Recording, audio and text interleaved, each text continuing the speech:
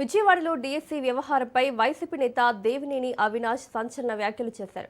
డీఎస్సీలో అక్రమాలు జరిగాయని తమ అధినేత జగన్మోహన్ రెడ్డి ఆధారాలతో బయటపెట్టారని అన్నారు. డీఎస్సీ అక్రమాలపై సీబీఐ విచారణకు ప్రభుత్వం సిద్ధపడాలని, తప్పు చేయకపోతే విచారణకు ఎందుకు భయపడుతున్నారని ప్రశ్నించారు. డీఎస్సీ వ్యవహారానికి బాధ్యత వహిస్తూ మంత్రి నారా లోకేష్ రాజీనామా చేయాలని డిమాండ్ చేశారు. తమ ప్రశ్నలకు సమాధానం చెప్పలేక టీడీపీ నేతలు జోకర్లను, బఫూన్లను ముందుకు తెస్తున్నారని విమర్శించారు. తమ కుటుంబానికి 3 తరాల రాజకీయ చరిత్ర ఉందని, దేవినేని కుటుంబానికి రాష్ట్రంలో ప్రత్యేక గుర్తింపు ఉందని అవినాష్ అన్నారు. వేలాది మంది డీఎస్సీ అభ్యర్థుల భవిష్యత్తు కోసం వైసీపీ పోరాడుతోందని స్పష్టం చేశారు. పోలీసులను అడ్డుపెట్టుకుని తమ పోరాటాన్ని అడ్డుకోలేరని, ఎన్ని ఇబ్బందులు పెట్టిన అభ్యర్థులకు న్యాయం జరిగే వరకు పోరాటం కొనసాగుతుందని తెలిపారు. డీఎస్సీపై సీబీఐ విచారణ జరిపించాలి, లేదంటే తప్పు అంగీకరించి లోకేష్ రాజీనామా చేయాలని దేవినేని అవినాష్ డిమాండ్ చేశారు.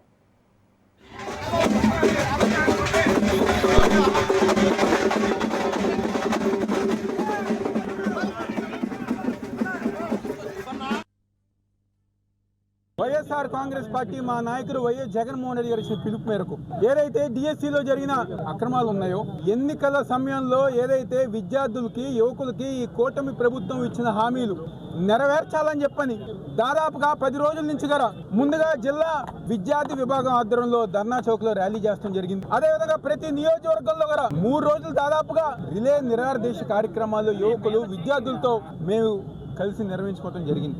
అదేవిధంగా 10వ తారీఖున వైఎస్ఆర్ కాంగ్రెస్ పార్టీ ఇచ్చిన పిలుపు మేరకు ప్రతి నియోజకవర్గంలో కూడా జరిగిన అక్రమాల గురించి, విద్యార్థులకి, యువకులకి మీరు చేసిన మోసం గురించి నిరసనగా మేము ర్యాలీ ఏర్పాటు చేసాం. పోలీసులకి మేము పర్మిషన్ పెట్టుకున్నాం. శాంతియుతంగా మేము ర్యాలీ చేస్తామని చెప్పాం.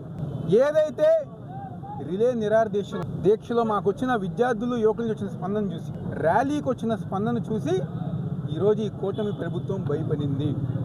ప్రతి ఒక్క వైఎస్ఆర్ కాంగ్రెస్ పార్టీ నాయకుల్ని, కార్యకర్తల్ని భయపెట్టాడు.